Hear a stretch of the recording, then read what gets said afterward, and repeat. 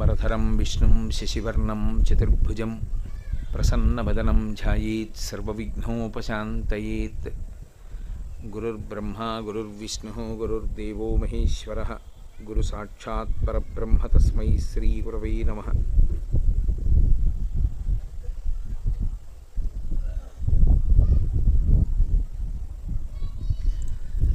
व्यासाय विष्णुरूपाय व्यासरूपाय विष्णवे नमो वै ब्रह्मनिधये वासिष्ठाय नमो नमः।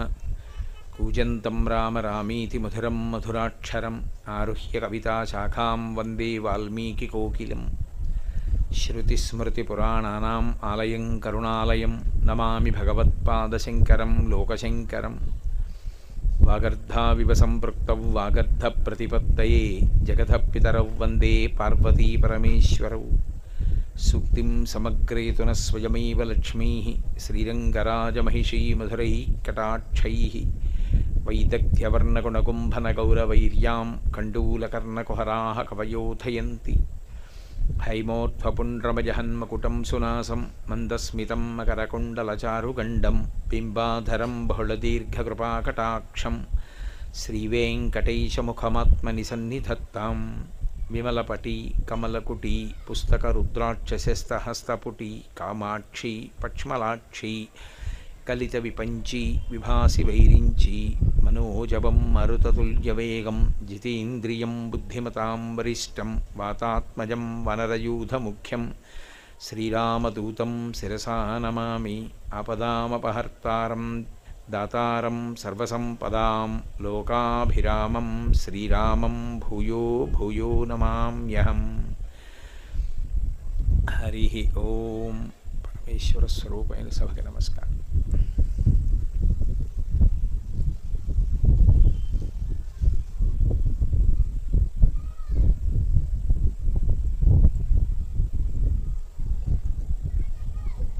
ఈ నారదకుండ ప్రాశస్త్యం, ఈ ప్రాంత వైభవం, ఇక్కడికి వ్యాస మహర్షి రావడం, అలాగే అగస్త్య మహర్షి లోపాముద్రా సహితుడై ఇక్కడికి రావడం, అంతరిక్షంలో నిలబడి ఇక్కడి నుంచి ఈ తూర్పుగోదావరి జిల్లాలో ఉన్నటువంటి అనేక క్షేత్రాల గురించి వ్యాస భగవానుడు ఇక్కడే గాలిలో నిలబడి అగస్త్య మహర్షికి వర్ణించినటువంటి ఘట్టాన్ని నేను మీకు ఎన్నో మాటలు ఇదే వేదిక మించి మనవి చేసి ఉన్నాను. ఇక్కడ వెలిసినటువంటి నీలకంఠేశ్వర స్వామి వారి క్షేత్రం దినదిన ప్రవర్ధమానమై ఇవాళ విశేషమైనటువంటి అదనపు దేవాలయ సముదాయాన్ని తనతో కలుపుకుంది. ఇందులో ఆ నారద కుండం చాలా విశేషమైనటువంటి ప్రశస్తిని పొంది ఉన్నది. సాధారణంగా దేవాలయం ఉంటుంది, కానీ దేవాలయానికి తటాకం ఉండదు, అది పెద్ద లోటు. కానీ క్షేత్రానికి తప్పకుండా తటాకం ఉండాలి. అందుకే పూర్వం తటాకం ఒడ్డునే దేవాలయాలు వెలిసేవి.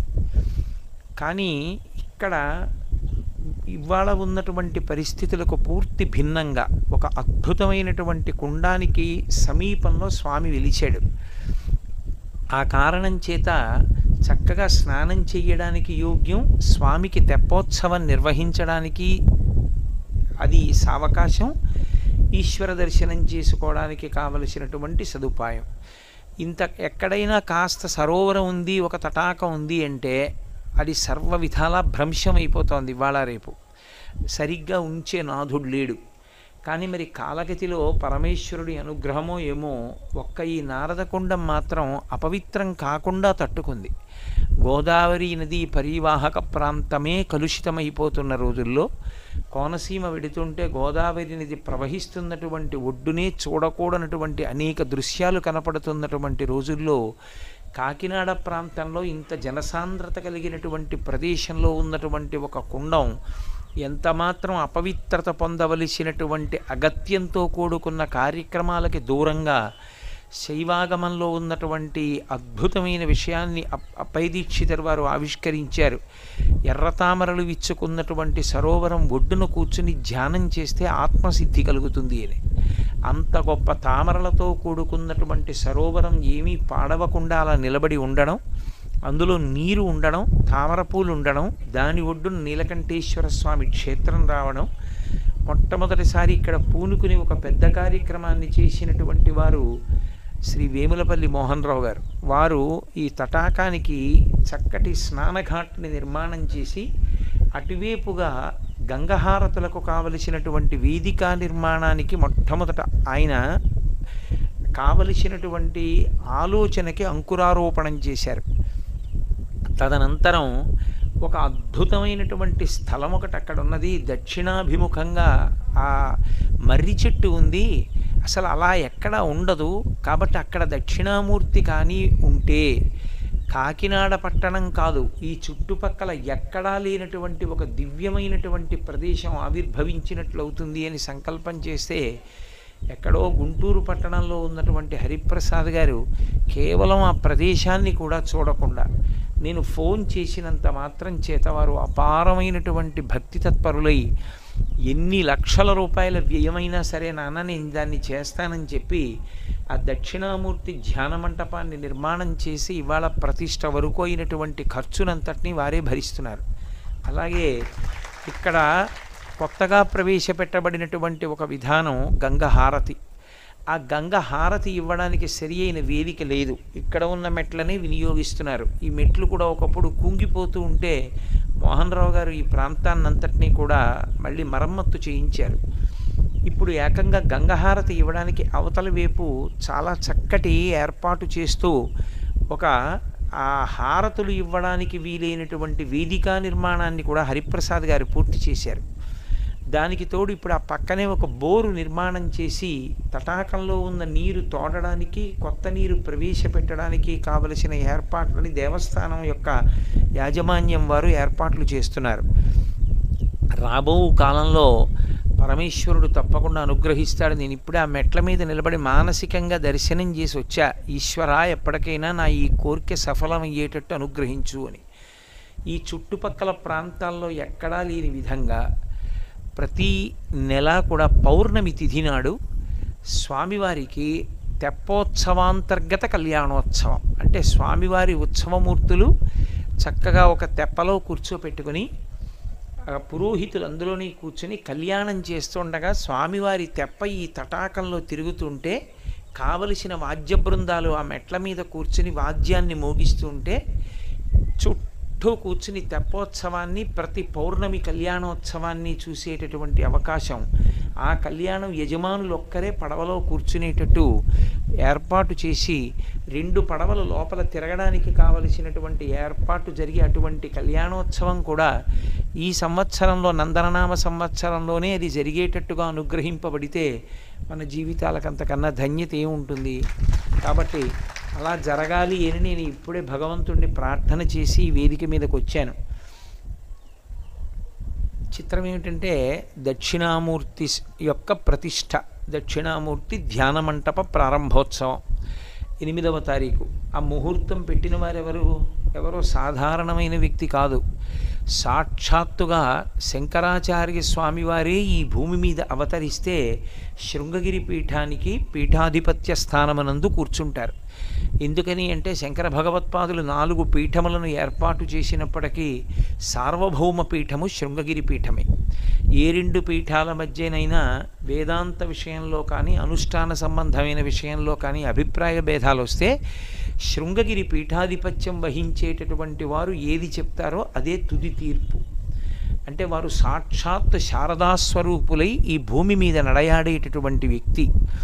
పుంభావ సరస్వతి అపారమైనటువంటి తపశ్శక్తి సంపన్నులై వారు ఆ యోగమునందు నిష్ఠా కలిగినటువంటి తత్పరతను పొందినటువంటి వారై కేవలము బ్రహ్మమునందు రమిస్తూ కపికుంజరహ అని వాల్మీకి మహర్షి చెప్పినట్టుగా ఈ భూమి మీద నడయాడి సనాతన ధర్మ వైభవాన్ని నిలబెడుతున్నటువంటి మహాపురుషులు. ప్రతిరోజు కూడా ప్రదోషవేళ దాటిన తరువాత శంకరాచార్యుల వారు కైలాస పర్వతం మించి పర్వతశివుని యొక్క చేతి మీదుగా అందుకుని తీసుకొచ్చినటువంటి శివలింగములలో ఒకటైనటువంటి భోగలింగానికి అభిషేకం చేసేటటువంటి అమృతహస్తములను పొందినటువంటి వ్యక్తి.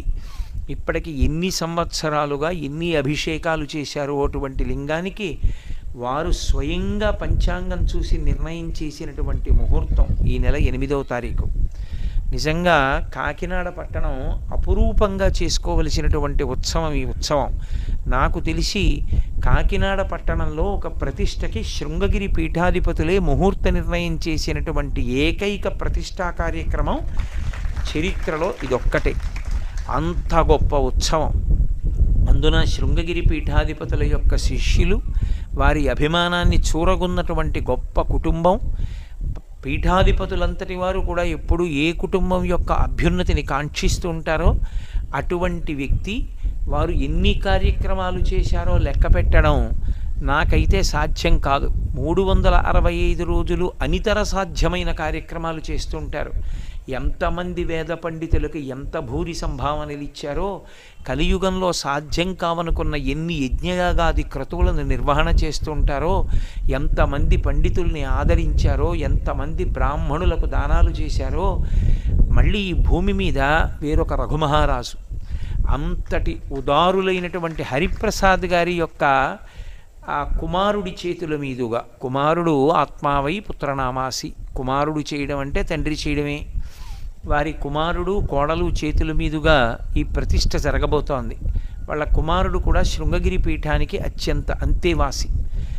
అది 8వ తారీఖున ప్రతిష్ఠ.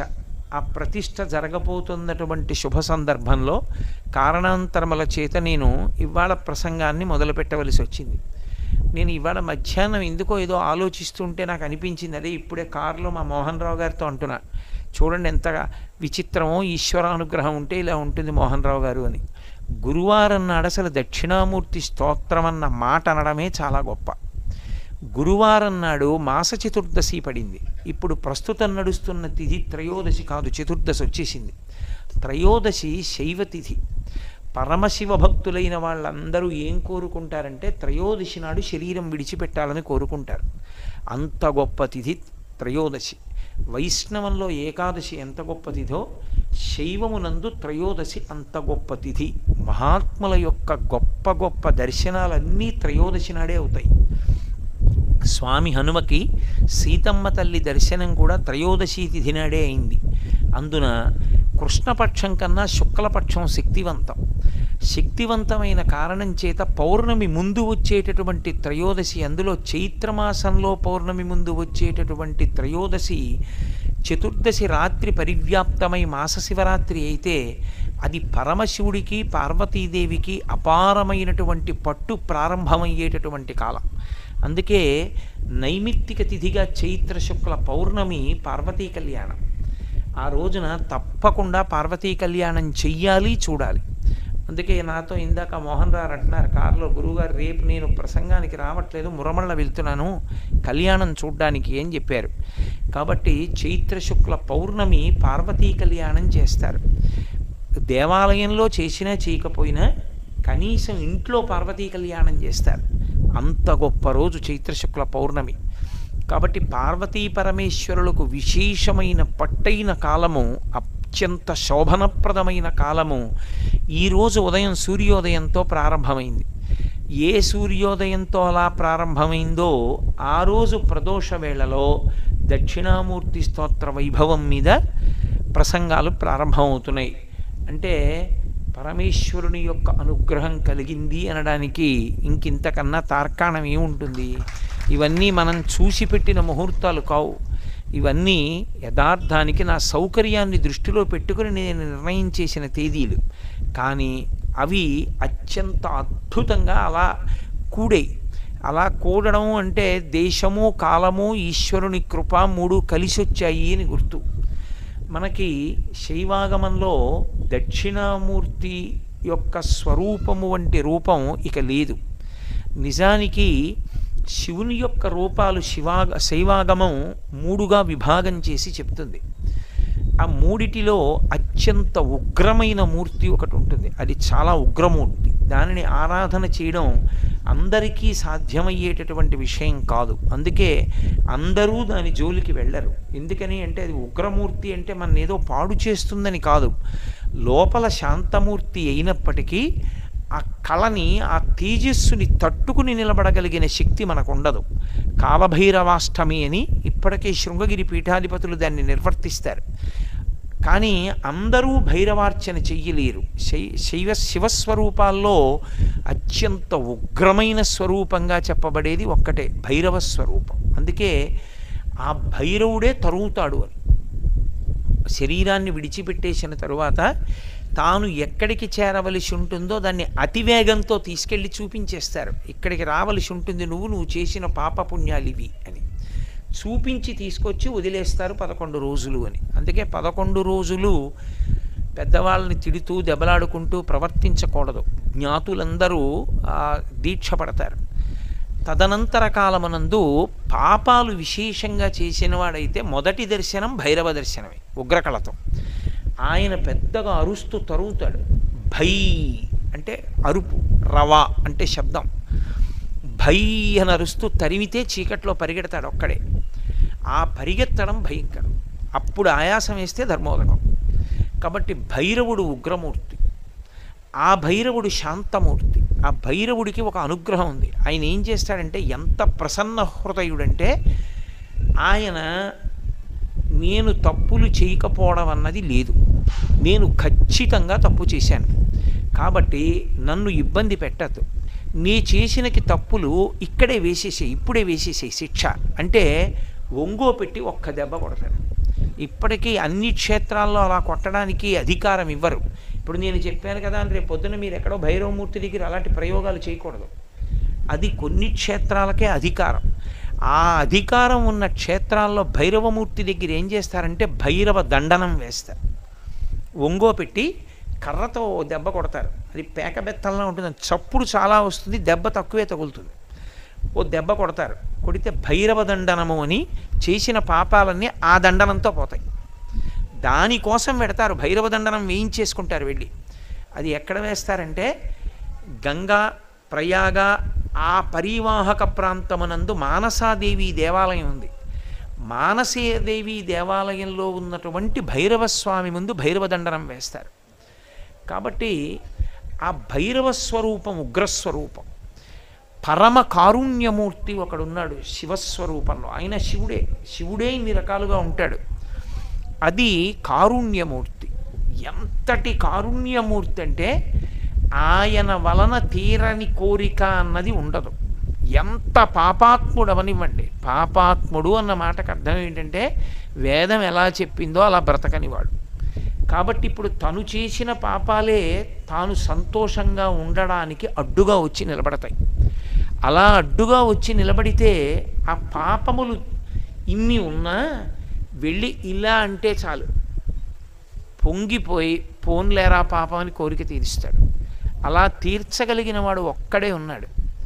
అది కూడా ఇప్పుడు మీరు ఏ కోరిక లేకుండా వెళ్ళి నమస్కారం పెట్టారనుకోండి, నమస్కారం పెడితే ఆయన మీకు కాలమునందు రాబోయేటటువంటి ఏడుపుని లెక్క కడతాడు.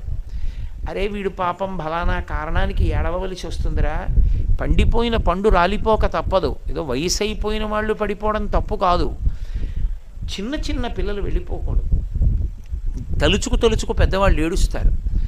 అలాంటి ప్రమాదాలు ఏమైనా వస్తున్నాయేమో అని చూస్తాడు. చూసి ఆయన మీకు ఆ ఉపకారం చేశాడని కూడా మీకు తెలియదు. ఆయన అంత పెద్ద ప్రమాదాల్ని తీసేస్తాడు, ఆ పాపాన్ని కాల్చేస్తాడు.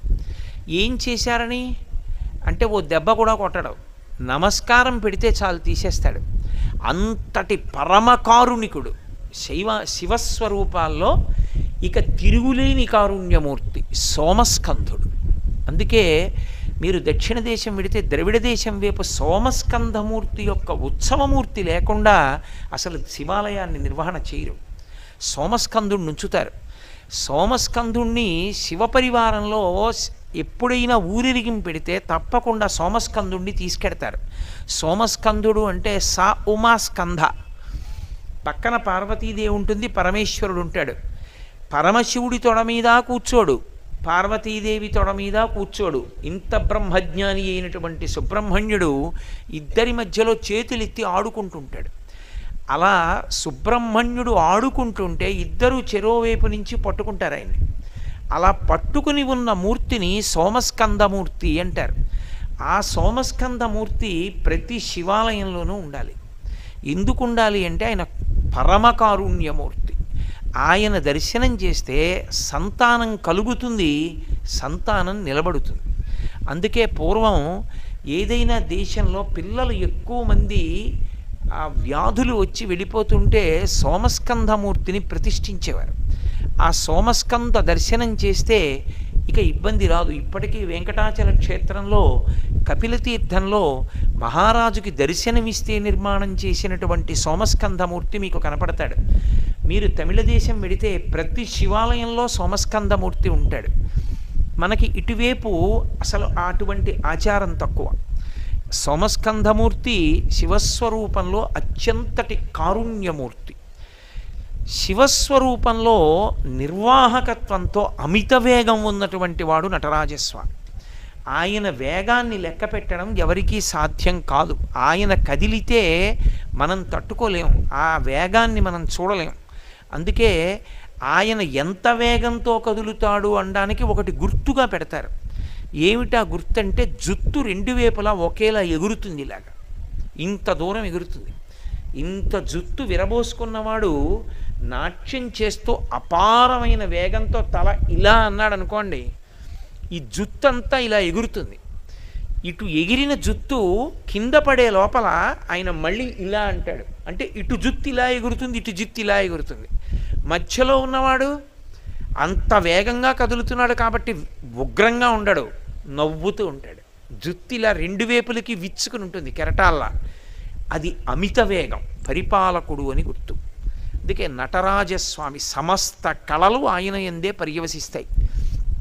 అది నటరాజ వైభవం. పూర్తి వ్యతిరేకం, ఇన్ని స్వరూపాలు ఎందులోంచి వస్తున్నాయో చెప్పేటటువంటి స్వరూపం దక్షిణామూర్తి.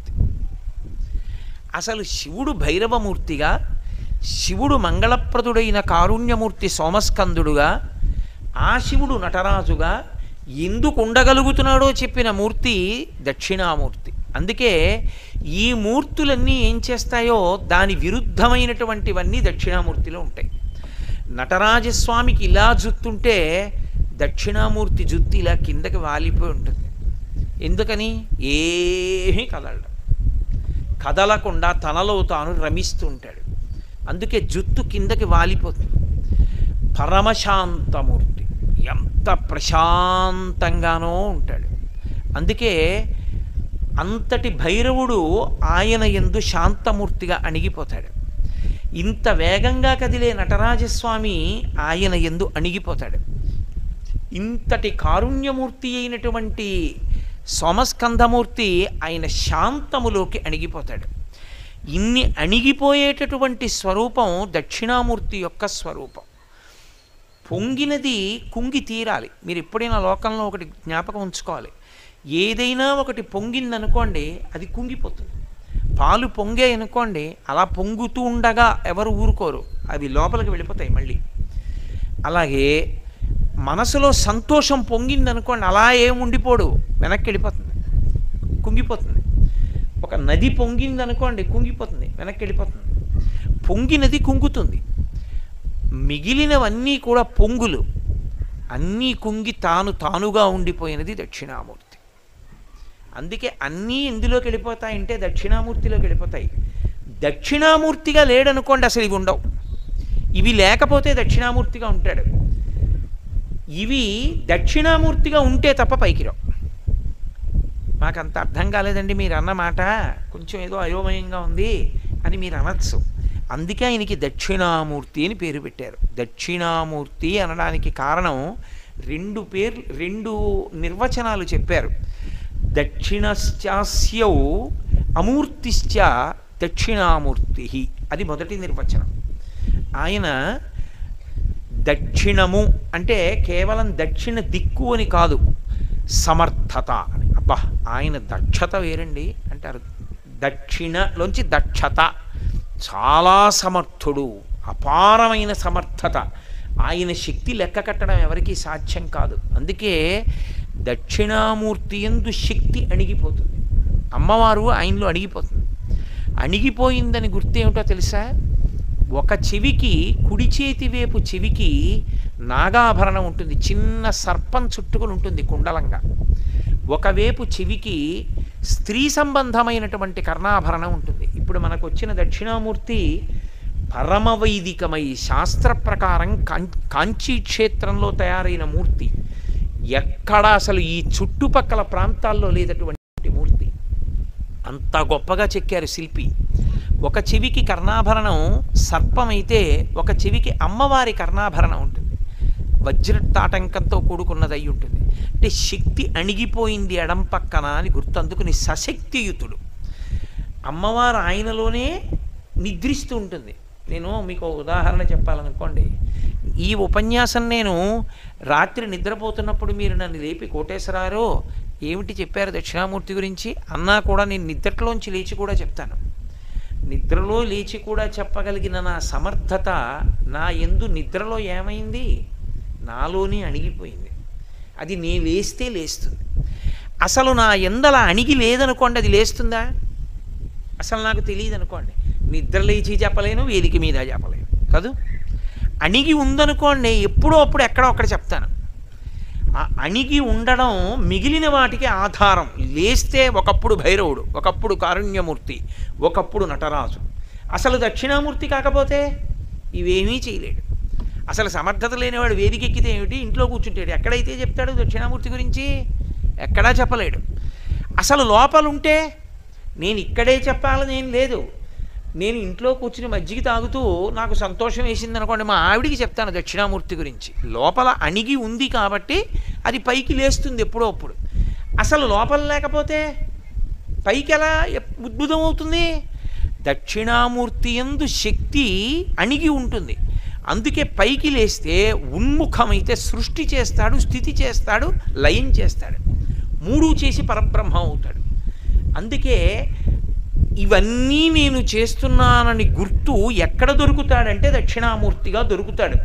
అందుకే దక్షిణామూర్తి సిద్ధాంతం అవగతం చేసుకోవడానికి కొంత సమర్థత అవసరం అవుతుంది.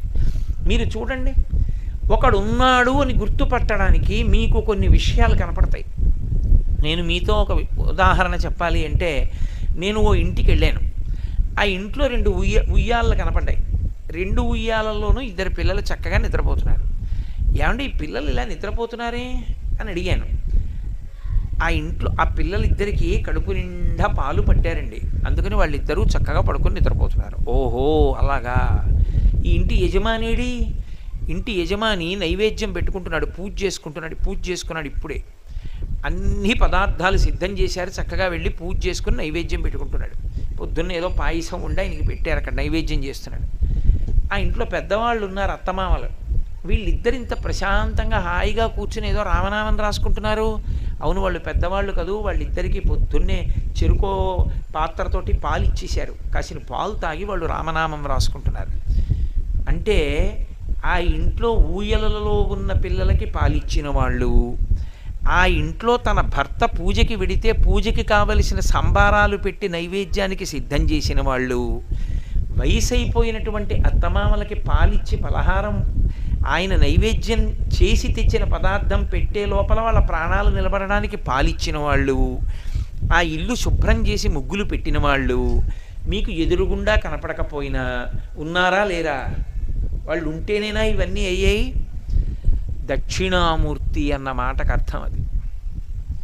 మీరు బయట చూస్తే లెక్క కనపడుతుంది, అది చేసినవాడు ఆయనలో కనపడతాడు.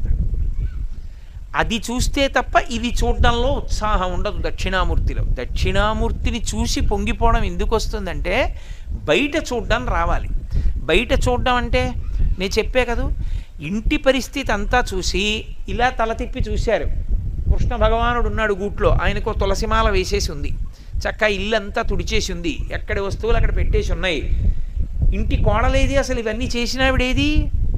ఆవిడ ఎక్కడో ఏదో బట్టలు మడతెట్టుకుంటుంది, ఆవిడ కనపడలేదు. కానీ ఆవిడ ఉందా లేదా ఇవన్నీ చేసిందంటే ఇంతమంది ప్రశాంతతకి కారణం ఆవిడే, మహాతల్లి. అందుకని ఇంటిని చూసి ఇల్లాల్ని చూడండి అంటారు. ఏదండి ఆ మహాతల్లి ఒక్కసారి ఆవిడికి దండం పెట్టుకోవాలంటే అప్పుడు వస్తుంది. ఆవిడ అప్పుడు కనపడితే ఈవిడ రా తెల్లవారేటప్పటికి ఇల్లంతా ఇలా నిర్వహించిందని పొంగిపోతామా? పొంగిపోమా? అలా మీరు బయటికి వెళ్ళి చూడండి. నేను బరువెత్తమంటే దీన్ని ఎత్తమన్నారనుకోండి, ఏదో కష్టం మీద మొత్తానికి ఎత్తుతాను రెండు చేతులతోటి. మీరు ఒక చీమను తీసుకొచ్చి ఎత్తమన్నారనుకోండి, ఎత్తుతుందా? ఎత్తలేదు. ఓ ఏనుగుని తీసుకొచ్చి దీన్ని ఎత్తమన్నారనుకోండి, ఎత్తి 3 సందుల అవతలకి విసిరేస్తుంది. ఏనుక్కి పెట్టిన శక్తి నాకు పెట్టలేదు, నాకు పెట్టిన శక్తి చీమకి పెట్టలేదు. ఒక పురుగు ఉందనుకోండి, అప్పటికప్పుడు ఆకలేస్తే అప్పుడు తింటుంది, దాని బుర్ర అంతే. ఓ బొద్దింక ఉందనుకోండి, ఎంత ఉంటుంది. ఆ బొద్దింక అప్పుడు ఆకలేస్తే అప్పుడు వెతుక్కుని ఏదో ఎక్కడో అక్కడ ఏదో ఒకటి తింటుంది. దానికన్నా 1,000,000 రెట్లు చిన్నది చీమ, ఇంత ఉంటుంది. అది వర్షాకాలం వస్తుందని పంచదార రేణువులు జాగ్రత్తగా గోడ పక్క నుంచి తీసుకెళ్ళి కన్నంలో దాచుకుంటుంది. చీమకున్న తెలివి బొద్దింకకి లేదు. చీమకి లేని తెలివి బొద్దింకకి లేని తెలివి చీమకి పెట్టినవాడు, నాకు లేని బలాన్ని ఏనుక్కి పెట్టినవాడు, సృష్టిలో ఏ ప్రాణికి లేనంత బుద్ధి వైభవం మనిషికి పెట్టినవాడు ఒకడు ఉండకపోతే ఇవన్నీ ఇలా ఎలా ఉన్నాయి? ఓ ఇంట్లోకి వెళ్ళినప్పుడు అన్నీ అలా ఉన్నాయంటే ఆ ఇంటి కోడలు ఉంది, ఆ ఇంటి కోడలు చేసిందనేనా గుర్తు? ఏనుక్కున్న బలం చీమకి లేదు, చీమకున్న బలం నాకు లేదు, చీమకున్న తెలివి బొద్దింకకి లేదు, బొద్దింకకున్న తెలివి చీమకి లేదంటే ఎవరికి ఏది ఎంత ఇవ్వాలో అంతే ఇవ్వగలిగిన వాడొకడు పూర్ణంగా పుష్కళంగా తన దగ్గర ఉన్నవాడు ఉన్నాడా లేడా? ఉన్నాడు. వాడు దక్షిణామూర్తి.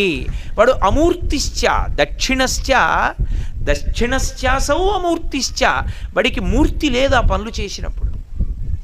యథార్థంగా మీరు ఊహ చేస్తే మీరు ఒక పని చేసినప్పుడల్లా కనపడుతుంది ఒక వ్యక్తి. ఇవాళ మీరు ఆ ఇంట్లో జరిగిన పనులు చూశారు, ఆవిడ ఏడప్పటికి ఇన్ని పనులు ఎలా చేస్తుందండి చూద్దాం అనుకుని వెళ్ళి వాళ్ళ ఇంట్లో తెల్లవారుజామున 4ంటికి కూర్చున్నారు, మీకు కనపడుతుంది. ఆవిడ 4 అయ్యేటప్పటికి తెల్లవారుజామున నిద్ర లేవడం, పిల్లలకి పాలు ఇచ్చేయడం, పిల్లల్ని పడుకోబెట్టేయడం, భర్తకి స్నానం చేసేసి సంధ్యావందనానికి పూజకి పెట్టేయడం, నైవేద్యానికి పెట్టేయడం, అత్తమామలకు పాలు ఇచ్చేయడం, ఇల్లు తుడి చేసుకోవడం, పూజా మందిరం సిద్ధం చేసి అన్నీ కనపడతాయి. కాబట్టి మూర్తిశ్చ మనిషి కనపడుతుంది, అమూర్తిశ్చ ఇక్కడ మనిషి కనపడ్డం చేసేస్తాడు తప్ప కనపడ్డం. ఎంత చేసేస్తాడంటే దక్షిణామూర్తి ఎక్కడ కనపడతాడని అడిగారు. అమూర్తిగా దక్షిణామూర్తి ఎక్కడ కనపడతాడో తెలుసా? ప్రతి వాళ్ళల్లో కనపడతాడు. మీకు నేను ఒక ఉదాహరణ చెప్పాలంటే, ఒక్క ఆత్మ చైతన్యము లోపల ఉంది కాబట్టి జ్ఞానేంద్రియాలన్నీ పనిచేస్తున్నాయి. కన్ను చూస్తోంది, ముక్కు వాసన చెప్తోంది, నాలుక రుచి చెప్తోంది, చెవి శబ్దం చెప్తోంది, చర్మం స్పర్శ చెప్తోంది. చెవికి కంటికి ఉన్న దూరం, కంటికి ముక్కుకి ఉన్న దూరం కన్నా ముక్కుకి నోటికి ఉన్న దూరం చాలా చాలా తక్కువ. ముక్కుకి నోటికి అంత దగ్గరగా ఉంటాయి రెండు. ఏది ముక్కు రుచి చెప్తుందా, నాలుక వాసన చెప్తుందా? రెండు దేని పని అదే.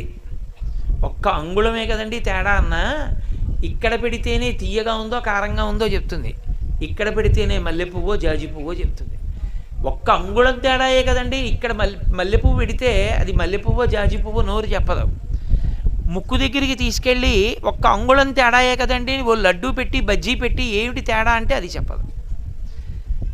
ఎవరు మీకు కనపడుతున్నారు? ఈ రెండిటికి తేడా అలా ఉండేటట్టుగా నిర్మాణం చేసినవాడు. ఒక్క విద్యుత్ శక్తే ప్రవహిస్తే ఈ ఫ్యాన్ తిరుగుతోంది, ఆ విద్యుత్ శక్తే తిరిగితే ఇది గట్టిగా నా మాట వినపడేటట్టు చేస్తోంది. ఆ విద్యుత్ శక్తికే దీపాలు వెలుగుతున్నాయి. ఆ విద్యుత్ శక్తి లేదనుకోండి ఇవేవీ పనిచేయవు. కానీ ఆ విద్యుత్ శక్తే కదండి అని చెప్పి ఆ దీపం బదులు ఫ్యాన్ని వెలగమంటే వెలగదు. ఈ ఫ్యాన్ తిరిగినట్టు లైటు గాలి.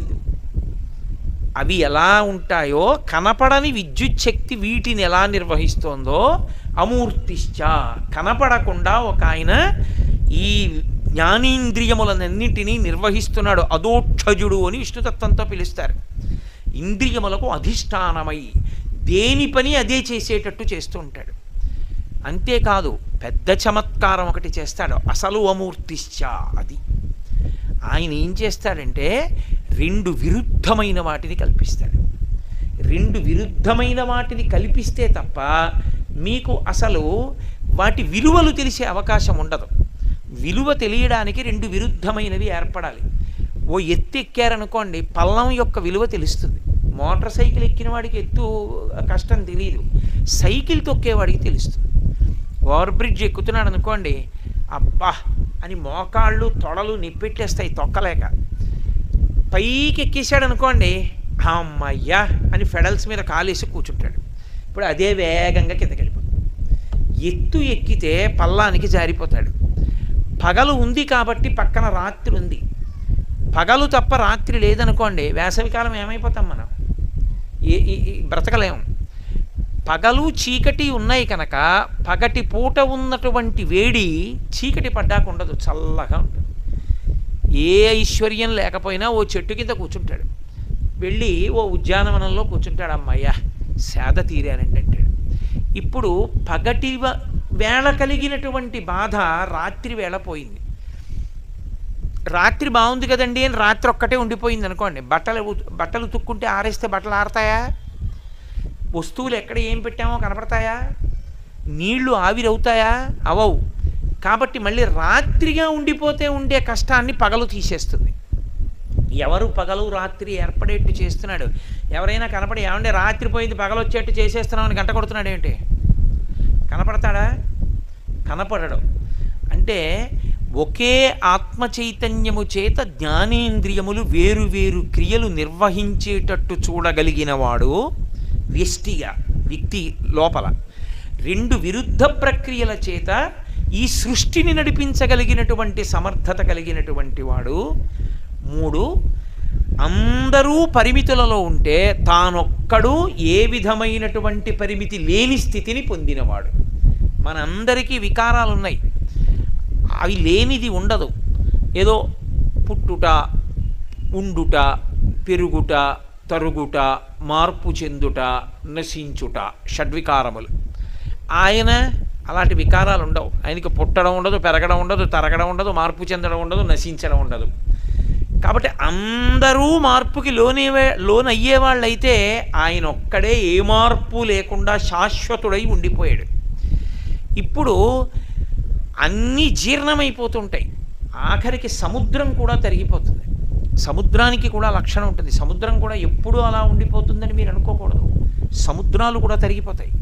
సముద్రాలు ఎండిపోయిన ప్రదేశాలు కొన్ని ఉన్నాయి ప్రపంచంలో. సముద్రాలు కూడా ఇంకడం మొదలు పెడతాయి. సముద్రాలు అన్నీ కలిసి పొంగిపోయి జలప్రలయం అయిపోతుంది. మనం మీరు భారతంలో విన్నారుగా, అలాగే ఉండవు పంచభూతాలు. పెరుగుతాయి, తరుగుతాయి. భూధరములు అని పర్వతములు, ఆ పర్వతములు కూడా తరిగిపోతాయి. దేనివల్ల తరిగిపోతాయో తెలుసా? అంత పెద్ద పర్వతం దేనికి తరిగిపోతుందంటే కేవలం ఎలకల వలన తరిగిపోవడం మొదలెడుతుంది. అవి పెద్ద పెద్ద కన్నాలు పెట్టేసి చేరిపోతాయి. చేరిపోతే మెల్లిమెల్లిగా కన్నం మీద పై బరువు దిగిపోయి ఆ మెల్లిగా మూసుకుంటుంటాయి. మూసుకుంటూ పర్వతం కిందకి దిగుతూ ఉంటుంది. దిగుతూ ఆ మట్టి తవ్వుకుపోబడి రాళ్ళు వెళ్ళిపోతుంటే పర్వతం యొక్క స్థాయి మెల్లిమెల్లిగా పోతుంది. కూర్చుని తింటే కొండలైనా కరిగిపోతాయంటారు మన వాళ్ళు. అలా కొండలు కూడా క్షీణత్వాన్ని పొందుతాయి.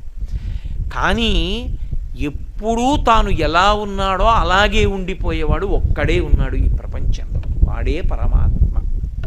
ఇప్పుడు అది ఆ మాటకు అర్థం ఏమిటంటే దక్షిణశ్చాసౌ అమూర్తిశ్చ దక్షిణామూర్తి.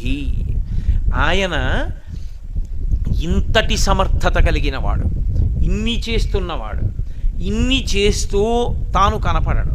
ఏదో ఒక ఇంట్లో కోడలు కనపడ్డట్టు, ఏమండి ముక్కుకి వాసన చెప్పేట్టిచ్చినవాడు, నాలుగుకి రుచి చెప్పేట్టిచ్చినవాడు, నాలుక వాసన చెప్పకుండా చేసినవాడు, ముక్కు రుచి చెప్పకుండా చేసినవాడు ఎవరో నేను చూస్తానండి అంటే కనపడ్డాడు. ఆయనని చూడాలని మీరు అనుకుంటే ఎవరిని చూడాలని అడిగారు? దక్షిణామూర్తిని చూడాలి. ఎందుకో తెలుసా? ఒక్కటే కారణం, దక్షిణామూర్తి పరమ ప్రశాంతంగా ఉంటాడు. పరమ ప్రశాంతంగా ఉన్నవాడి మనసు శుద్ధిగా ఉంటుంది. కాబట్టి సమర్థతలన్నీ అణిగి ఉంటాయి. అణిగి ఉన్నాయి కాబట్టి ఆయన ఎప్పుడు ఏం చెయ్యాలనుకుంటున్నాడో అప్పుడు ఆ రూపంగా మారుతూ ఉంటాడు. అది లోక కళ్యాణం కోసం మారతాడు. అన్ని సమర్థతలు తన యందు పెట్టుకున్నాడు కాబట్టే అవసరమైతే నటరాజుగా ఉంటాడు, అవసరమైతే భైరవుడుగా ఉంటాడు, అవసరమైతే సోమస్కందుడుగా ఉంటాడు. ఇవేమీ అక్కర్లేదనుకున్నప్పుడు ఆయన యథార్థ స్వరూపం ఏమిటి అంటే దక్షిణామూర్తి. అన్ని శక్తులు తన యందే ఉంచుకుని ప్రశాంతంగా ఏ కదలిక లేకుండా తనలో తాను రమిస్తాడు. ఇప్పుడు అలా ఉంటే ఏమిటండి ప్రయోజనం అని మీరు అడగచ్చు. దక్షిణామూర్తి యొక్క స్వరూపానికి ఉన్న గొప్పతనం ఏమిటంటే, అసలు మనం మనుష్య జన్మలోకి వచ్చిన తరువాత మీరు ఏ కార్యక్రమం చెయ్యండి, అన్నిటి యొక్క ప్రయోజనము ఒక్కటే, శాంతి. నేను మీతో ఒక మాట చెప్తాను, నన్ను తప్పుగా అర్థం చేసుకోకండి.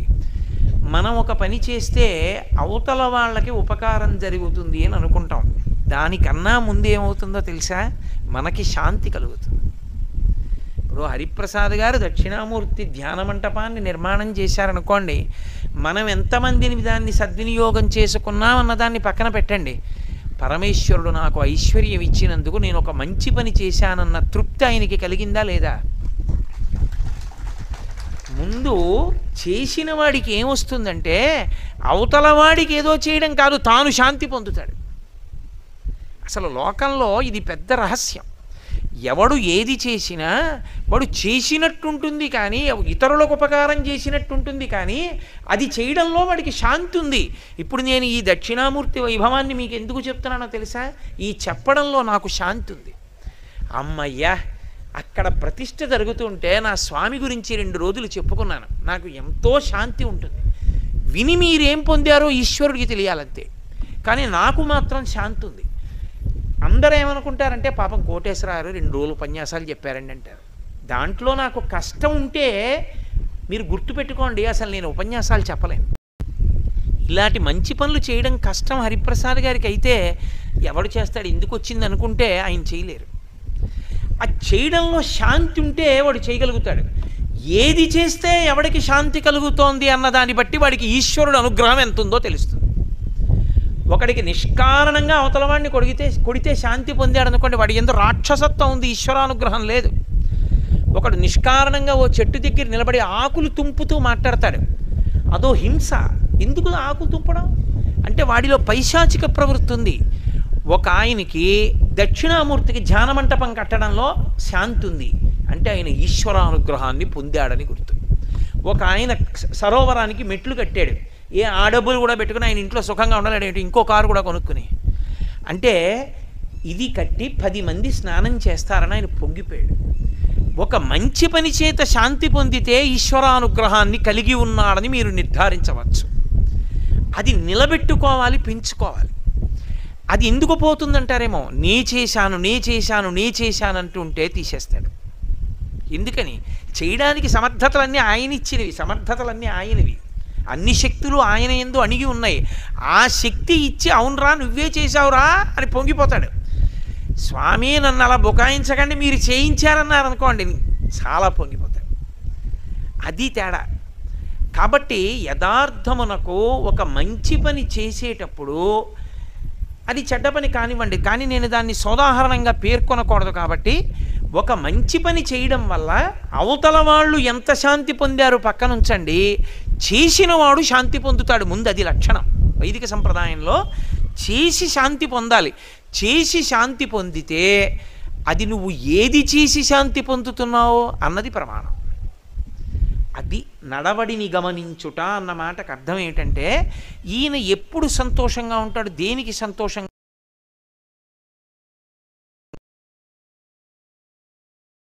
ఉంటాడా? ఓ గుళ్ళోకి వెడితే సంతోషిస్తాడా? ఇంట్లో ఏసీ వేసి పడుకుంటే సంతోషిస్తాడా? తనకున్న దాంట్లో ఇతరులకి ఏదైనా మంచి పని చేద్దామని తాపత్రచుకు సంతోషిస్తాడా? అది చారిత్రమేవ వ్యాఖ్యాతి అంటాడు రామచంద్రమూర్తి రామాయణంలో. ఒక వ్యక్తి నడవడిని గమనించు, దేని చేత శాంతి పొందుతున్నాడో చూడు, దానిని బట్టి ఈశ్వరానుగ్రహం ఉన్నదా, పైశాచిక ప్రవృత్తి ఉన్నదా లెక్క పెట్టుకో. గురువేం చెయ్యాలి? మంచి పనుల చేత శాంతి పొందుతున్నవాడైతే అహంకారం పొందకుండా ఇంకా మంచి పనులు చేసేట్టు చెయ్యాలి. అది గురువు యొక్క కర్తవ్యం. ఎందుకని? శిష్యుడు అక్కడ పాడవకుండా చూస్తుండాలి గురువుగారు. ఇప్పుడు దక్షిణామూర్తి స్వరూపంలో ఏముంది? శాంతం ఒక్కటే ఉంది. ఎందుకని? అన్నీ అణిగిపోయి ఆయన ఏమీ చేయడు, పరమ ప్రశాంతంగా ఉంటాడు. సమర్థత లేక కాదు, అన్ని సమర్థతలు ఉన్నాయి, కానీ ప్రశాంతంగా కూర్చున్నాడు. మీరు చూడండి, సాధారణంగా చాలా పెద్ద అధికారి ఆయన. ఆయనతో చాలా చాలా ముఖ్యమైన విషయం మాట్లాడాలనుకోండి, ఎలా ఉన్నారు లోపల అని అడుగుతారు. చాలా హడావిడిగా ఉన్నారండి. ఏం మీరు వచ్చారని చెప్పమంటారా, పిలుస్తారు, మీరంటే అభిమానమే అన్నారనుకోండి, వద్దులే తర్వాత వస్తాను అని అడిగితే, సార్ ఆదివారం నాడు మాత్రం సాయంకాలం పూట్ల ఎక్కడికి వెళ్ళరండి ఆయన, 6 నుంచి 7 విష్ణు సహస్రనామ స్తోత్రం చదువుకుని 7 నుంచి 8 ఎవరితో మాట్లాడరు, ఎవరో ఇదిగో మీలాంటి వాళ్ళు మరీ ముఖ్యమైన వాళ్ళు వస్తే పలకరిస్తారు, ప్రశాంతంగా కూర్చుంటారు అంటే. అయితే ఈ ఆదివారం 7:30కు వస్తాను ఒకసారి అంటాడు. ఎందుకని? పరమశాంతంగా ఉన్నవాడి దగ్గర ముందు మీకు శాంతి కలిగేలా, అది ఎప్పుడవుతుంది? అవతలవాడు శాంతంగా ఉంటే. ఇన్ని సమర్థతలు ఉన్నవాడు పరమశాంతంగా ఎప్పుడు ఉంటాడు? దక్షిణ అనుకున్నవాడైనా ఎక్కడికి వెళ్ళాలి? ఆయన దగ్గరికి వెళ్ళాలి. వెళ్ళి కూర్చుని దక్షిణామూర్తికి ఇది చూడండి, దక్షిణామూర్తిని దేవాలయంగా నిర్మాణం చేయడం కన్నా దక్షిణామూర్తికి శైవాగమం ఏం చెప్పిందంటే దక్షిణం గోడలో పెట్టమని చెప్పింది. బయటకు కూడా పెట్టకుండా అది ధ్యాన మంటపం అయితేనే బయట పెడతారు మూర్తిని. శైవాగమంలో శివాలయంలో దక్షిణం గోడలో ఉండాలి ఆయన. దక్షిణం గోడలో ఉంటే ఏమవుతుంది? గోడ దగ్గరికి వెళ్ళినప్పుడు అభిముఖంగా కూర్చోవచ్చు, ప్రధానమూర్తి దగ్గర అభిముఖంగా కూర్చోకూడదు. ఇప్పుడు మీరు శివాలయంలోకి వెళ్ళారనుకోండి, ఇలా ఎదురుగుండా నిలబడి నమస్కారం చేయకూడదు, మీరు తట్టుకోలేరు ఆ తేజస్సు. మీరు ఆయన ఇలా ఉంటే ఇలా ఉండి నమస్కారం చెయ్యాలి, లేతే అటు తిరిగి ఇటుకి నమస్కారం చేయాలి, అంతేకాని ఇలా ఎదురుగుండా నమస్కారం చేయకూడదు. దక్షిణామూర్తి దక్షిణం గోడలో ఉన్నారనుకోండి, ఇప్పుడు ఆయన దక్షిణాన్ని చూస్తూ ఉంటారు, మీరు ఎదురుగుండా కూర్చోవచ్చు, గోడలో ఉన్నారు కాబట్టి. ప్రధానమూర్తి కాదుగా, కూర్చుని ఉత్తరాభిముఖంగా కూర్చోవచ్చు. కూర్చుంటే ఏమవుతుంది అని అడుగుతారేమో. మీరు దేని దగ్గర కూర్చున్నారో ఆ లక్షణం మీకు వస్తుంది. అది అందుకు దక్షిణామూర్తి స్వరూపం గొప్పది. విచిత్రం ఏమిటంటే శివాలయానికి ప్రదక్షిణం చేసేటప్పుడు దక్షిణామూర్తి దగ్గర నిలబడి ప్రదక్షిణం చేసి వెళ్ళిపోకూడదు. అసలు వీడికి ప్రదక్షిణ విధానం తెలుసని గుర్తు ఏమిటంటే దక్షిణం దగ్గరికి వెడితే కూర్చోవాలి 5 నిమిషాలు. ఆదరాబాదరాగా శివాలయంలోకి వెళ్ళక నువ్వేం పొందుతావు అంటారు. దక్షిణం గోడ దగ్గరికి వెడితే కూర్చుంటారు. ఎందుకు కూర్చుంటారంటే ఎదురుగుండా దక్షిణామూర్తి ఉంటారు. ఇప్పుడు మీరు ఒకటి ఆలోచించండి, నేను సంధ్యావందనం చేసుకుందామని వెళ్తున్నానండి, ఏదో నా అదృష్టమో దురదృష్టమో 2వ అంతస్తులో ఉన్నాను, గ్రిల్లోంచి అన్నీ కనపడుతుంటాయి, ఎవరో వ్యక్తి హా హా అంటున్నాడు, ఏమిట్రా అని ఇలా చూశాను, పందుల్ని తరుగుతున్నాడు. ఎందుకు పందుల్ని తరుగుతున్నాడని చూసే లోపల పరిగెడుతున్న పందుకి ఉచ్చు వేసి పట్టుకుని అది అరుస్తుంటే మూతి కడుతున్నాడు. ఇప్పుడు నా మనసు ఏమవుతుంది? కదిలిపోయిందా? అబ్బా ఎంత బాధపడిందిరా అది అని నేను వెళ్ళి గాయత్రి చేద్దామని గాయత్రి చేస్తున్నాను అనుకోండి, నాకు గాయత్రి పాదాలు కనపడతాయా, మూతి కట్టేస్తున్న పంది కనపడుతుందా? నాకు చెప్పండి, ఏది కనపడుతుంది? నేను ఎటువంటి సన్నివేశం ముందు కూర్చున్నానో దానికి అనుగుణంగా కాలమునందు నియతి మనసు యొక్క ఆర్ద్రతని బట్టి ఉంటుంది. ఆ మనసు చాలా మెత్తని మనసు అనుకోండి, దాని ప్రభావం కొన్ని రోజులు ఉండొచ్చు, చెప్పలేం. అది కొంచెం గట్టి మనసు అనుకోండి, ఓ 10 నిమిషాలకు మర్చిపోవచ్చు. ఇప్పుడు పోయిందా ఆ రోజు సంధ్యావందనంలో, ఆ రోజు గాయత్రి పోయిందా లేదా? నీకు ఎదురుగుండా నీ ధ్యాన శ్లోకంలో ధ్యానస్వరూపం కనపడిందా? కనపడదు. ఎందుకని? మనసు ఒక్కసారి ఉవ్వెత్తున పైకి ఎగిరిపోయింది. భూమి లోపల ఏదో పెద్ద విస్ఫోటనం సంభవిస్తే గులకరాళ్ళు కూడా పైకి లేచి తగిలితే ఎముకలు విరిగిపోయినట్టు అంత శక్తి ఎక్కడిది గులకరాయికి? భూమి లోపల విస్ఫోటనం అలా పైకి లేచింది. అలా విస్ఫోటనం సంభవిస్తుంది మనసు, అది అలా పైకి లేస్తుంది. లేస్తే అది మళ్ళీ వెనక్కి అణగాలి, అణిగితే తప్ప నువ్వు అడిగిన దాన్నది చూపించదు, అదే చూపిస్తుంటుంది. దేన్ని వలన ఉద్వేగాన్ని పొందావో అది చూపిస్తుంది. మిగిలిన రూపాలన్నిటికీ ఉన్న పరిమితి ఏమిటో తెలుసా? అవన్నీ భావోద్వేగంతో వచ్చాయి. ఒక రాక్షస సంహారం చెయ్యాలని వచ్చిందనుకోండి ఒక అవతారం, రాక్షస సంహారం చెయ్యాలి కాబట్టి ఓ ధనస్సు పెట్టుకుంటుంది, ఓ బాణం పట్టుకుంటుంది, అది యుద్ధాలు చేస్తుంది, నెత్తురు కాచేట్టు చేస్తుంది, ధర్మ సంరక్షణ పక్కన పెట్టండి, అది యుద్ధం చేస్తుంది. కాబట్టి ఆ అవతార చరిత్ర యందు కొంత రక్తసిక్తమైనటువంటి విషయాలు ఉంటాయి, అవి మీ మనసుని కదుపుతాయి. కొంత ఆర్ద్రతో శోకమో దయో కారుణ్యమో బాధో ఏదో ఒకటి కదులుతుంది. సీతారాముల కథే విన్నారనుకోండి, ఒక్కొక్కసారి ఏడుపు వస్తుంది. ఆ ఏడుపు మంచి ఏడుపు అయినా ఏడుపు వచ్చిందా లేదా, కదిలిందా లేదా మనసు. అవతారముల యందు భావోద్వేగత ఉంటుంది కాబట్టి కదులుతాయి. దక్షిణామూర్తి అవతారం కాదు. చాలామంది తెలియక దక్షిణామూర్తి అవతారం అంటారు. దక్షిణామూర్తి అవతారము కాదు, దక్షిణామూర్తి మూలస్థానం, అందులోంచి అవతారాలు వచ్చాయి. అదే అవతారం అయితే అది కూడా పొంగిందని గుర్తు. కుంగేది, కుంగిపోతే దక్షిణామూర్తి. అన్నీ అణిగిపోయి ప్రశాంతమూర్తి అయిపోతాయి. కాబట్టి దక్షిణామూర్తి పరమశాంతంగా కూర్చుంటాడు. పందిని పట్టుకోవడం చూస్తే మనసు ఉద్వేగపడింది, కోపిష్టి వాడితో మాట్లాడారు, మీకు కోపం వస్తుంది. మీరు చాలా కోపంలో ఉన్నవాడి దగ్గరికి వెళ్ళాడు అనుకోండి, అయిన దానికి కాని దానికి గట్టిగా మాట్లాడతాడు. 10 నిమిషాలు మాట్లాడాక మీకు కోపం ఏటడే అర్థం లేకుండా అలా మాట్లాడతారు. మీరు నేను ఎలా మాట్లాడుతాను, మీరు ఎలా మాట్లాడుతున్నారు అంటారు. మీకు కోపం వస్తుంది. కోపిష్టి వాడి దగ్గరికి వెడితే మీకు కోపం వస్తుంది. రమించి పాట పాడుతున్నవాడు ఉన్నాడు అనుకోండి, మీకు సంతోషం కలుగుతుంది. ఎక్కువ హాస్యమాడివాడి దగ్గర కూర్చున్నారు అనుకోండి, మీకు నవ్వు వస్తుంది. శాంతంగా ఉన్నవాడి దగ్గర కూర్చున్నారు అనుకోండి, మీరు శాంతంగా ఉంటారు. కాదు, అసలు మనుష్య జన్మకి సార్థక్యతే శాంతి అయినప్పుడు అది ఉంటే తప్ప అసలు ఏవీ పండవు. శాంతము లేక సౌఖ్యము లేదు సారసాదళ నయన.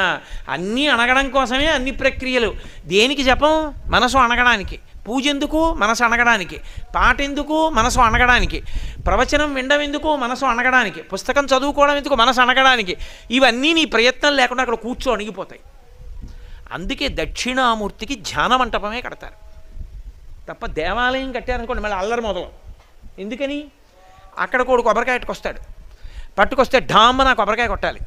అక్కడి నుంచి దాన్ని నైవేద్యం పెట్టాలి. ఓ షోడశోపచార పూజ, అభిషేకం, దానికి నీరాజనం, మంత్రపుష్పం, అక్కడికి వచ్చి ఓ పూజ చేయించుకునేవాడు. ఇంకా నువ్వు ప్రశాంతంగా దీన్ని చూస్తావా? నీ మనసు అట్టెడుతూ ఉంటుందా? ఏట్రా వీడు ప్యాంటు చొక్కా వేసుకొచ్చేసి పూజలు ఏంట్రా అనుకుంటావు. కదిలిపోయిందా లేదా మళ్ళీ? అందుకే దక్షిణామూర్తి దగ్గరికి వెడితే ధ్యాన మంటపం కడతారు. ధ్యాన మంటపం అంటే ఏంటంటే అక్కడ ఇంకా మాట మాట్లాడరు. బయటి గోడ ఏది ఉందో అక్కడి నుంచి మాట్లాడడం మానేయాలి. అలా మాట్లాడారనుకోండి, లోపలికి వెళ్ళి ఆ మూర్తి వైభవాన్ని పాడు చేసిన వాళ్ళు అవుతారు. ఆయనకి చిరాకు వస్తుంది. కాబట్టి బయట గోడ దగ్గర నుంచి మౌనం, ఏమీ మాట్లాడరు. మాట్లాడకుండా లోపలికి వెళ్ళి కూర్చుంటారు. ఇప్పుడు మీరు మాట్లాడకుండా కూర్చుంటే సగం భావాలు తమంత తాము అడిగిపోతాయి. మాట్లాడలేదు కదా, గొడవకు అవకాశం లేదు. ఇక ప్రశాంతంగా ఉంటాడు. ఇప్పుడు ప్రశాంతంగా ఉన్న దాని మీద మనసుని దక్షిణామూర్తి వైపుకి తిప్పారనుకోండి, ఎదురుగుండా ఉన్న మూర్తి వంక చూశారనుకోండి, ఆయన వీరాసనం, ఆయన కాలు మీద కాలు పెట్టుకున్న తీరు, ఆయన పట్టినటువంటి ముద్రలు, ఆయన చెవులు, ఆభరణాలు, చిన్న చిరునవ్వు, ఆ ప్రశాంతత, దాని వంక మీరు అలా చూస్తున్నారనుకోండి, మీకు తెలియకుండానే మీ మనస్సు ఎంతో ప్రశాంతపడుతుంది. అంత ప్రశాంతపడగానే మీ రక్తం యొక్క వేగం నియంత్రింపబడుతుంది, హృదయ స్పందన నియంత్రింపబడుతుంది, ఎన్నో అనారోగ్యాలు తగ్గుతాయి. లోపల ప్రశాంతపడి పైకొచ్చారు కాబట్టి మంచి ఆలోచనలు వస్తాయి. అందుకే సమస్త కటాక్షములకు ఆలవాల మీది అంటే దక్షిణామూర్తియే. అందుకే పెద్దవాళ్ళు ఒక మాట చెప్తారు, నీ జీవితం పండాలి అంటే నీకు పూజ వచ్చా రాదా వదిలేయి, నీకు వేదం తెలుసా తెలియదా వదిలిపెట్టేసేయి, నువ్వు ఉపనిషత్తులు చదువుకున్నావా చదువుకోలేదా వదిలిపెట్టేయి, రామాయణ భారత భాగవతాలు తెలుసుకున్నావా లేదా వదిలిపెట్టేయి. దక్షిణామూర్తి యొక్క మూర్తిని చూస్తూ కూర్చోవడం నేర్చుకో. అదొక్కటి నేర్చుకో చాలు, ఏమక్కర్లేదు. ఇంకా దక్షిణామూర్తిని పెట్టుకుని రోజు కాసేపు ఆయన్ని చూస్తే చాలు. మీకు నేను ఇంకా విచిత్రమైన విషయం చెప్పనా? చంటి పిల్లలు కొంచెం కొంచెం పెరిగి పెద్దవాళ్ళు అవుతున్నప్పుడు ఇంట్లో అందమైన దక్షిణామూర్తి విగ్రహం ఉండి, విగ్రహం అంటే ఫోటో కనీసం ఉండి, పిల్లలు కాసేపు దాని వంక చూడడం అలవాటైతే మీరు చూడండి, నేను యథార్థం చెప్తున్న, పెద్దలు నిర్ణయం చేసింది, వాళ్ళు కళ్ళు తిప్పి ఆడుకుంటూ పాకడం కూర్చోవడం వచ్చినప్పుడు చూసినప్పుడు వాళ్ళు నిశ్చలంగా కాసేపు ఇలా దక్షిణామూర్తి వంకే చూస్తారు. పిల్లలు చిన్నతనంలో దక్షిణామూర్తి వంక అలా ఎదురుగుండా కూర్చుని చూస్తే 2 ఫలితాలు వస్తాయి. అపమృత్యు దోషం పోతుంది, సరస్వతి కటాక్షం కలుగుతుంది. అందుకే అసలు ఇంట దక్షిణామూర్తి ఫోటో లేని ఇల్లు ఉండరాదు. అంత మంగళప్రదమూర్తి ఎవరు అంటే దక్షిణామూర్తియే. అటువంటి దక్షిణామూర్తి అంతటి వైభవం కలిగినటువంటి స్వామి కనుక ఆయన గురించి చెప్తూ ఏమన్నారంటే, అయ్యా ఆయన మూర్తి స్వరూపంలో లేనివాడు, కానీ ఇవన్నీ నిర్వహిస్తున్నవాణ్ణి చూడాలని నువ్వు తాపత్రయపడ్డావు కనుక నీకు ఎదురుగుండా అలా కనపడుతున్నాడు. ఇప్పుడు ఆయన గురించి చెప్పేటటువంటి శ్లోకం ప్రారంభం చేస్తూనే చిత్రం అంటూ మొదలెట్టారు. అలా శ్లోకం ఎక్కడా ప్రారంభం కాల. ఈశ్వరుడి స్తోత్రం, ఈశ్వరుడికి సంబంధించిన ధ్యాన శ్లోకం అలా మొదలైన శ్లోకం ఒక్క దక్షిణామూర్తికే ఉంది. చిత్రం అని మొదలెట్టారు. చిత్రం అంటే అబ్బా చాలా ఆశ్చర్యం అని. ఏమిటి ఆశ్చర్యం? ఏమిటి ఆశ్చర్యమో నువ్వు ఆ శ్లోకం అర్థమైతే నీకు తెలుస్తుంది. అప్పుడు నీకు దాన్ని చూడాలని కుతూహలం పుడుతుంది. లోకంలో ఆశ్చర్యం అన్నాను అనుకోండి, నేను మీకు చూడాలనిపిస్తుంది. మీకు తెలుసా, నేను మీకు ఒక విషయం చెప్తాను, మీరు తెల్లబోతారు. నేను ఒక సరోవరం చూశాను. ఆ సరోవరంలో నీళ్లలోంచి ఎప్పుడు అగ్నిజ్వాలలు పైకొస్తూ ఉంటాయి. ఎంత విచిత్రం అంటే, మనం ఒకవేళ ఆ సరోవరంలో స్నానం చేస్తూ అగ్నిజ్వాలల్లోంచి అలా బయటికి వచ్చినా ఒళ్ళు కాలదు. ఎంత ఆశ్చర్యం అని నేను అన్నాను అనుకోండి. నేను వేదిక దిగిపోయాక మీరు ఏమంటారు? ఏమంటే అది ఎక్కడుందండి అని అడుగుతారా అడగరా? ఆశ్చర్యం అని అనగానే చూడాలని కుతూహలం కాదు. అలా ఎందుకు మొదలెట్టారు శ్లోకాన్నంటే, అది ఏమిటో తెలుసుకోవాలని కుతూహలం కలిగితే పనికి మాలిన కుతూహలాల వల్ల పాడైన వాడు ఈ కుతూహలం వల్ల బాగుపడతాడు. ఎందుకంటే లోకంలో అన్నీ చెడ్డవే కావు, కొన్ని మంచి ఉంటాయి. ఆయన ఎప్పుడూ దేవుడి గురించి ఏడుస్తుంటాడన్నాను అనుకోండి, మంచి ఏడుపది కాదు. ఎప్పుడూ దేవుడి గురించి ఏడుస్తున్నాడంటే మంచిదే. ఎప్పుడూ పెళ్ళం గురించి ఏడుస్తుంటాడని నన్ను అనుకోండి, వాడి కర్మ అంటాడు కాదు. దేని గురించి ఏడుస్తున్నాడు ప్రధానం, ఏడవడం ప్రధానం కాదు. దేని గురించి ఏడుస్తున్నాడో అది గొప్పది. ఎప్పుడు ఏ మంచి పని చేద్దామా అని ఏడుస్తుంటాడండి ఆయన అన్నారు అనుకోండి, మహానుభావుడండి అని దండం పెడతారు. ఎప్పుడు ఎవడది ఏమి తూపోదామా అని ఏడుస్తుంటాడండి అన్నారు అనుకోండి, చీ దుర్మార్గుడు వాడు ఎప్పుడు ఏ సమయంలో బయట కనపడతాడో చెప్పండి అట్టు వెళ్ళనంటారు. అవునా కదా? ఏడవడం కాదు, దేని కొరకు ఏడుస్తున్నాడు గొప్ప. కామం ఉండడం తప్పు కాదు, దేని మీద కామం ఉంది ప్రధానం.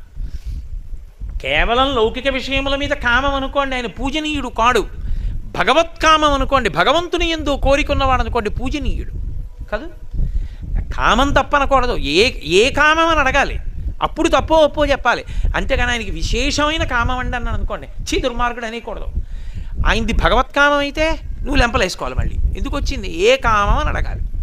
కాబట్టి కోరిక ఉండడం తప్పు కాదు, ఏడవడం తప్పు కాదు. దేని మీద కోరిక, దేని మీద ఏడుపు, అది తెలుసుకుని చెప్పాలి. చిత్రం కుతూహలం. చిత్రం అనగానే ఆశ్చర్యం. అబ్బా ఎంత ఆశ్చర్యం అండి అని మొదలైంది శ్లోకం. అనగానే మీరు ఇప్పుడు ఏమనాలి? అదొకటే నేను చెప్పా, శ్లోకం వదిలేశాను అనుకోండి. ఏమన్నా బాబు ఆ శ్లోకం చెప్పండి, అది ఏమిటో, అది ఏమిటి చిత్రం, ఏమిటి ఆశ్చర్యం అంటే, మనకి లోకంలో పాడవడానికి కారణం ఏమిటంటే ఆశ్చర్యం అన్న మాటే పాడు చేసేయడానికి కారణం. మీరు బాగా గమనించాలి సుమా, నేను వేదాంత సంబంధమైన విషయాన్ని చాలా తేలిక భాషలోకి తర్జుమా చేసి మాట్లాడుతున్నాను. మీరు ఎప్పుడైనా చూడండి, ఇది నీకు అనవసరం అన్నారనుకోండి, అదే తెలుసుకునే ప్రయత్నం చేస్తాడు. లోకంలో పాడైపోవడానికి కారణం అక్కడే ఉంటుంది. ఈ వయసులో నీకు ఇది అనవసరం అని మీరు అన్నారనుకోండి, వాడు అదే తెలుసుకోవాలని చూస్తాడు.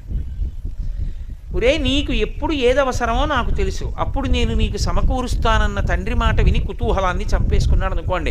మా నాన్నగారు ఏది చూడమన్నారో, ఏది వినమన్నారో, ఏది చదవమన్నారో, ఏది చెయ్యమన్నారో అదే చేస్తానన్నాడు అనుకోండి, బాగుపడిపోయాడా లేదా? అక్కర్లేని వాటి మీద కుతూహలమే కదా మనిషిని పాడి చేసేది. ఇప్పుడు ఆ కుతూహలాన్ని తిప్పాలి, ఇంకొక వైపుకి తిప్పాలి. దేని వైపుకి తిప్పితే బాగుపడతాడో అటు వైపుకి తిప్పాలి. వీడికి ఎలాగో అలవాటు ఉంది, ఏదైనా ఆశ్చర్యం అంటే ఏమిటండి అది అంటుంటాడు. అందుకని అలా మొదలెట్టారు. ఏమిటండి అది అంటాడేమో, అన్న తర్వాత తెలుసుకుంటాడేమో, తెలుసుకుని చూడ్డానికి ఎడతాడేమో, విడితే బాగుపడతాడు.